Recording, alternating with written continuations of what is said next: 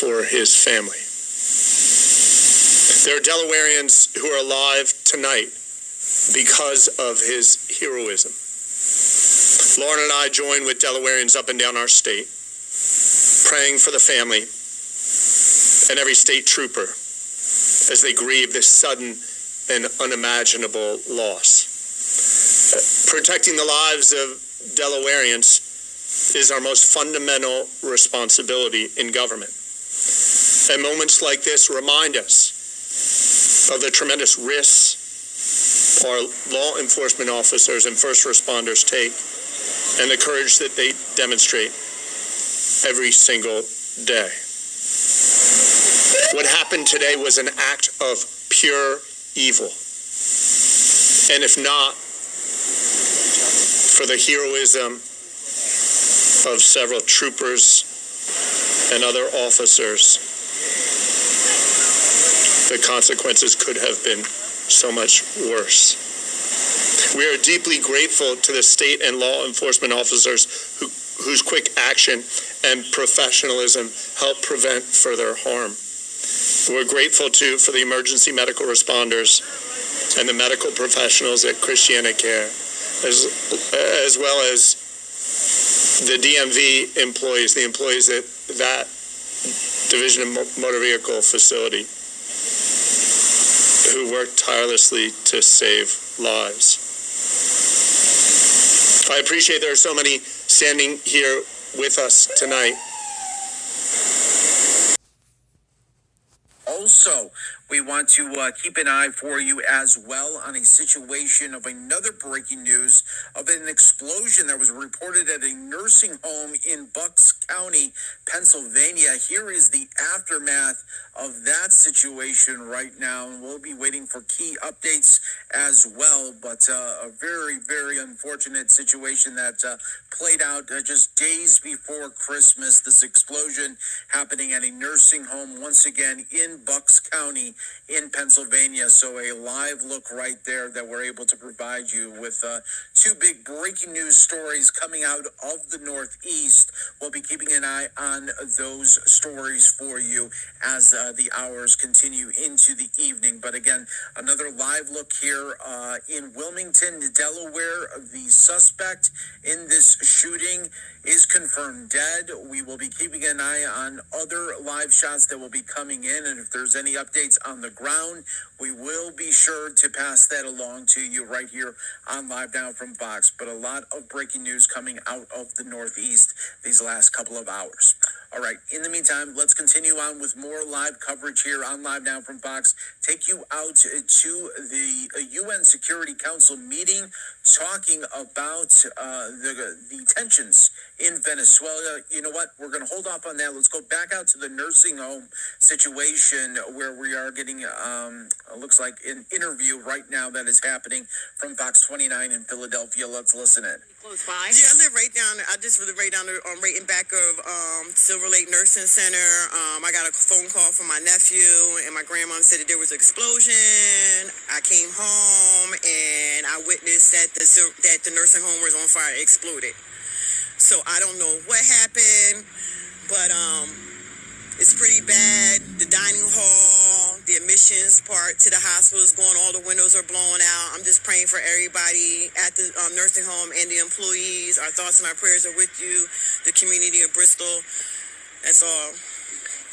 I mean, yeah, it's happening right before the holidays. It's happening right before the holidays. So I don't know what's going on out here. I know that there was some work being done underground underneath the road recently, so I don't know. Okay. But this is a grave tragedy. There's a lot of patients that come to my clinic that reside at this nursing home. So we just are from Lower Bucks County. Our thoughts and prayers are to everybody at the Silver Lake Nursing Center right now. Okay. All right. Thanks. Thank you.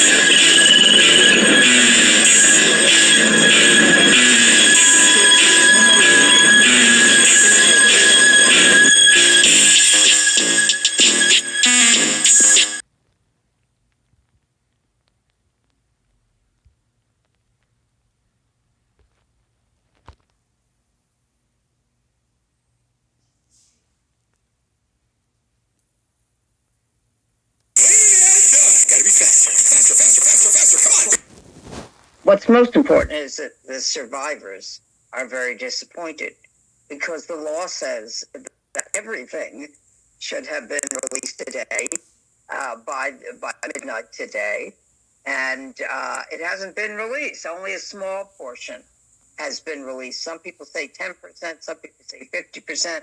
Bottom line, it's not everything, and that's what the courageous survivors spoke out for. That's what they lobbied for. That's what they went and urged legislators to vote for. And ultimately, the Epstein transparency files were supposed to be released, and all of them today. Not dribble, not 2 weeks from now. As the Deputy Attorney General Todd Blanche said, that the rest would be released in a few weeks. I think he means by the end of the year. But it's very hard on the survivors because they thought they had won a big victory, and now they're not seeing anything that for their purposes constitutes a victory.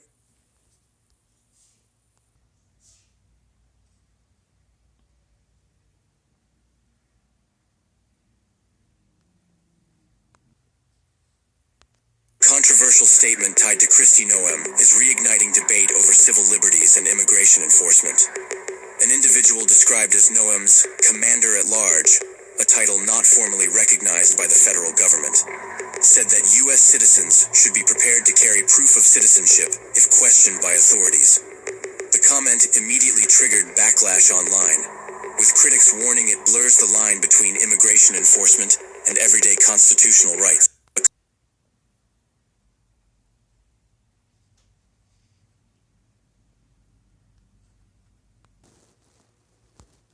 Të bashkoheni sa më shumë dhe ne më duaj ftoj të gjitha forcat politike opozitare, ftoj çdo opozitar, ftoj çdo gëzimtar të bashkohet në këtë betejë. Në këtë betejë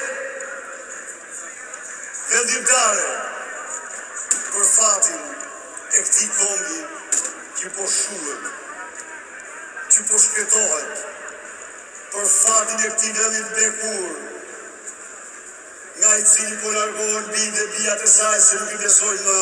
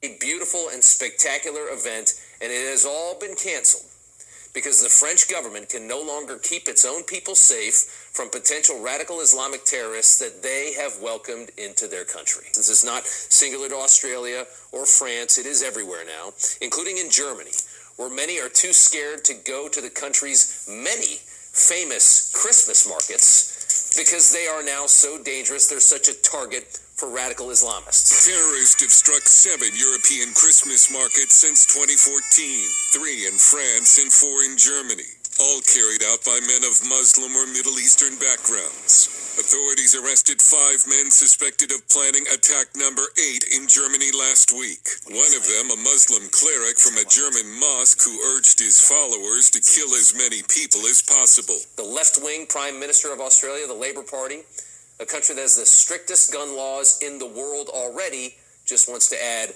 more gun laws, light a candle, and move on. Light a candle, put it in their front window, tonight at 6:47 p.m. to show that light will indeed defeat darkness.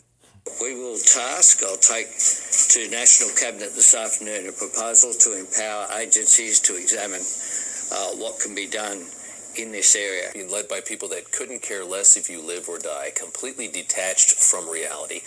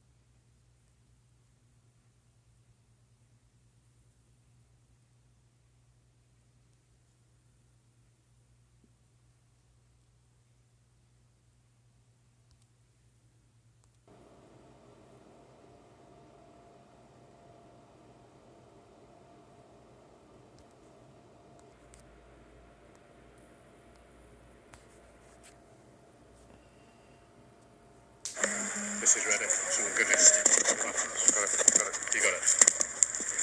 Recording it. So that, did you listen to me now, yeah? I am listening. I'm arresting you on suspicion of being a terrorist. In that, you have been concerned in the commission, preparation, or instigation of acts of terrorism, contrary to Section 40, 1 and B of the Terrorism Act 2000. You are suspected of preparing for a terrorist attack in the UK. You do not have to say anything, but it may harm your defence if you do not mention when questioned something which you later learn in court. Anything you do say may be given in evidence. Okay. Okay. So I can't say anything? Do you understand the caution? Something related to terrorism, is it? It's all related to terrorism, yeah. What basis? That's all I'm going to tell you in court. Okay. Are you recording this? It's all recorded. Okay. You look to your right. You look to your right. Sorry? Your right hand side, if you look. Yeah. That's the camera there. Where is it? Right in front of you, in that hat. Oh, yeah. Okay. Yeah. Yeah.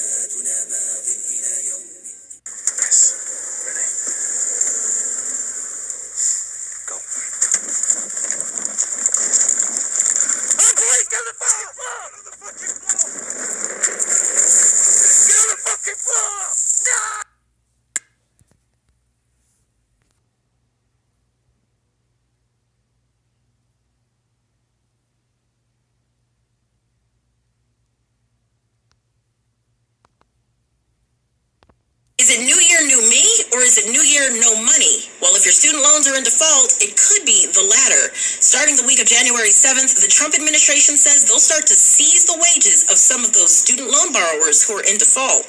The New York Times says that number of student loan borrowers will start at around 1,000, but it'll increase each month. To find out whether or not this could impact you, read this story on the WBRC News app. Getting some news out of Washington on student loans. For that, we'll turn to Emily Wilkins. Morning, Emily. Good morning, Carl. Well, yes, the Trump administration is announcing that they are going to be garnishing wages for Americans with student loans who are in default. Now, that's about 5 million Americans at this point, but the Education Department is actually expecting that to grow potentially to 10 million. This is, of course, the first time the Trump administration is looking at taking funds out of a paycheck to repay those loans that are currently in default. The Education Department says that they will begin in the new year with a group of just 1,000, and then from there they will expand that to more who are in default with those paychecks. So, of course, this is going to impact millions of Americans and comes as the Trump administration is continuing to try to find ways to reduce the debt, reduce the deficit, and pay off these student loans. Guys? It's going to be an interesting first half between that and some of the tailwinds we're going to get on the macro front. Emily, thank you.